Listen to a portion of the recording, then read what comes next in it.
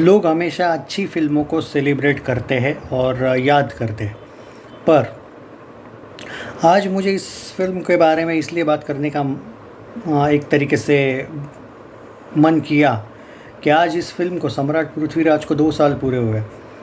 और मैं इतना ज़रूर कहूँगा, जब इस फ़िल्म का टीज़र आया था, बच्चन पांडे के बाद ये फ़िल्म आई थी, और मैंने उस टाइम पे टीज़र के वक्त मैंने ये बोला था कि टीज़र ठीक है, लेकिन जब ट्रेलर आया था तब मैंने एक चीज़ बोली थी कि भाई बच्चन पांडे के बाद आई डोंट थिंक कि अक्षय कुमार ये फ़िल्म भी हिट दे पाएंगे। बच्चन पांडे ही थी ना वो, आई थिंक, या उसके बाद ही ये आई थी। तब मैं बोला था ये फ़िल्म नहीं बचेगी। तब भाई अक्षय कुमार के फैंस मुझ पे जो टूट पड़े थे ना, तो भाई मुझे आज भी याद है, टूट तो पड़े थे।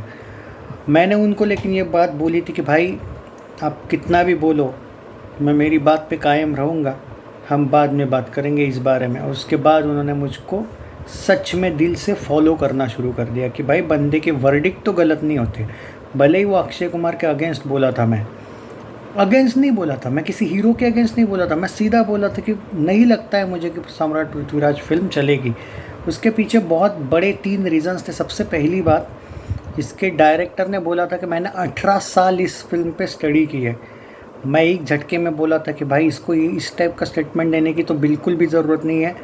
ट्रेलर के बाद इस टाइप का, आई थिंक ट्रेलर से पहले ही दिया था उसने स्टेटमेंट, तो भाई वो एक मुझे आउट ऑफ द सिलेबस लगा। वो एक जो उसका स्टेटमेंट था वो मुझे फ़नी भी लगा था। दूसरी बात, ये फिल्म में सब कुछ अलग है। रियल आप बोलते हो इट्स अ बायोपिक, पर ये बहुत ही अलग फिल्म थी। रियल में बहुत अलग चीज़ें हुई थी। और वो जो घुरी या क्या नाम है उसका, जो विलन है वो, मतलब जो उसकी तो मौत रियल लाइफ में बहुत अलग टाइम पे हुई है, बहुत बाद में हुई है, ऐसा कुछ हिस्ट्री में मैंने पढ़ा है। अब ये बोलता है भाई डायरेक्टर के मैंने 18 साल इस फिल्म पे स्टडी की, वो मैं सच में समझ नहीं पाया था। तो ये 2 चीज़ें थी। कुछ लोग बोलते हैं तीसरा पॉइंट कि अक्षय कुमार की एक्टिंग को लेके सवाल उठाता, नकली मूंछ एंड ऑल। देखो, मैं वो चीज़ नहीं मानता।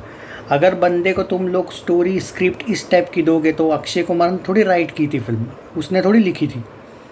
और तो डायरेक्टर का काम है ना कि अगर आपको लगता है कि सीन अच्छे नहीं हुए तो कट करो, वापस लेने को बोलो सीन्स, ऐसा नहीं है।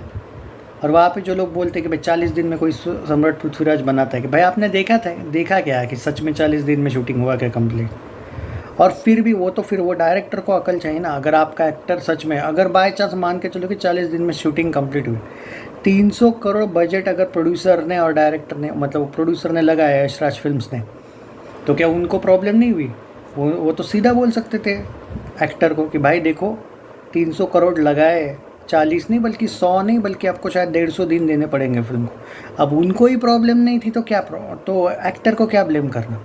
मैं बेवजह डिफेंड नहीं कर रहा हूँ, लेकिन भाई ब्लेम करना है तो प्रोड्यूसर को करो ना, कि जिसको 300 करोड़ का कोई लेना देना ही नहीं है, हम क्या करें भाई? और चौथी सबसे इम्पोर्टेंट बात, तब तक आइडिया नहीं आया था YRF को कि कॉरपोरेट कैसे किया जाता है। मे बी वो भी कर ले तो शायद वो भी 300-400 करोड़ कमा लेती। चलो ठीक है, नहीं करती 500, शायद वो भी कर लेती, लेकिन 300 तक। तो भाई ये कुछ चीज़ें थी। और अब मैं मेरा पॉइंट ऑफ व्यू दूंगा, ये मेरी मूवी क्यों नहीं चली थी। सबसे इम्पोर्टेंट बात ये है कि यस आई एग्री कि समहाउ कि अक्षय कुमार की एक्टिंग पे फोकस खुद अक्षय कुमार ने ही नहीं किया था।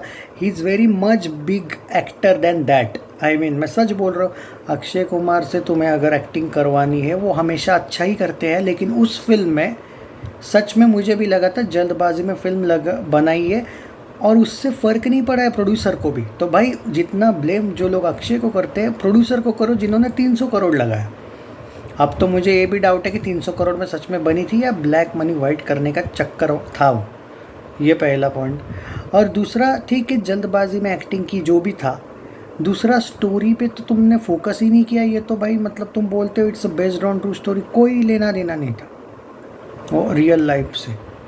तो एक अच्छी फिल्म जो बन सकती थी, जिसको टाइम लेके अच्छी स्टोरी, रियलिस्टिक स्टोरी के साथ बनाना था, वो तुम 40-50 दिन में ख़त्म कर रहे हो 300 करोड़ की फिल्म। अगर इस फिल्म को अगर 80 दिन 100 दिन भी रहते ना, आराम से बनती ना। मैं सच बोल रहा हूँ, वो क्या नाम है उसका, अर्जुन कपूर की पानीपत नाम की एक फ़िल्म आई थी, याद है आपको?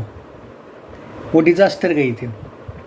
सम्राट पृथ्वीराज भी उसी टाइप का। अर्जुन कपूर की जो हॉरिबल एक्टिंग थी ना, हालांकि अक्षय कुमार सर की एक्टिंग अच्छी थी पर जल्दबाजी बहुत थी। मैं बहुत अच्छी भी एक्टिंग नहीं कहूँगा, मैं भी डिसअपॉइंट हुआ था वो फिल्म देख के कि क्यों बनाया। और अक्षय सर ने अगर ऐसा ही बनते रहा तो मुश्किल हो जाएगी अगली फिल्मों में। और उनकी अगली 2 अच्छी फिल्मों पे असर पड़ा सम्राट पृथ्वीराज का। वो थी भाई एक रक्षाबंधन, आउटस्टैंडिंग एक्टिंग की थी भाई। भाई का कैरेक्टर जो था, उनके भाई बहनों का वो प्यार, आउटस्टैंडिंग एक्टिंग। पानी फेर गया सम्राट पृथ्वीराज की वजह से। और Ram Setu, it was a masterpiece for मी।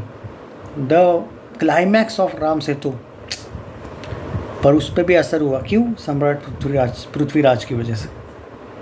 तो ये फिल्म अक्षय सर के लिए अच्छी तो बिल्कुल नहीं साबित हुई। रही बात मनुष्य की, उसका कोई कैरेक्टर में मुझे इशू दिखता नहीं। जो भी उसका काम था, अब उसने कोई ओवर एक्टिंग वगैरह की नहीं थी, वो अच्छी भी दिखी थी।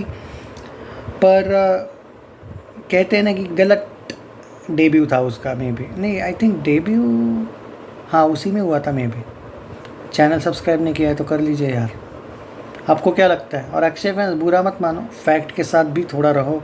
आपको भी पता है कि सम्राट पृथ्वीराज और बच्चन पांडे, इन फिल्मों का असर उनकी आने वाली 3-4 फिल्मों पे हुआ था।